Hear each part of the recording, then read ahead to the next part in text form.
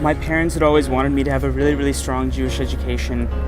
And so they felt that the best way for that to happen was if I went to a Jewish community group.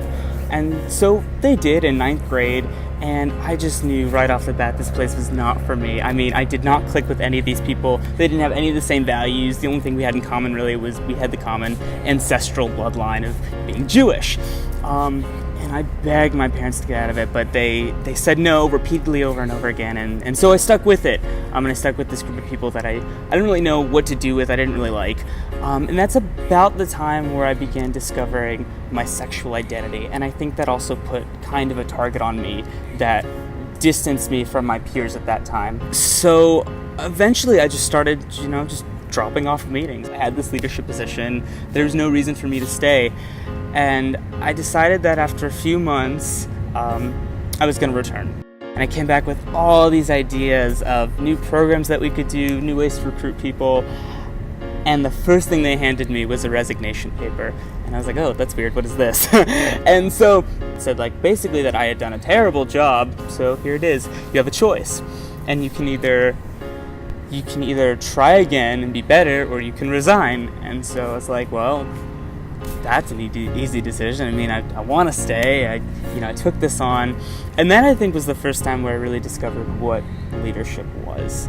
It's that there are consequences, and these consequences can be really tough sometimes.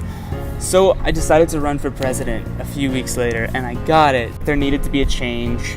And I started by being really, really honest about myself and who I was, becoming what I believe was the first openly gay president of this Jewish youth organization.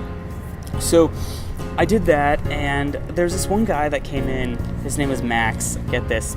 He goes, Adam, Max is autistic. I want you to make sure that he's able to really integrate himself into the chapter. It also taught me something else about leadership, is that you don't always get to choose your followers. And there's leadership that exists at every level, whether you know it at the time or not. And so I decided to start off every meeting by having each member say something new about themselves that they didn't know before. And slowly but surely, Max became integrated into that community.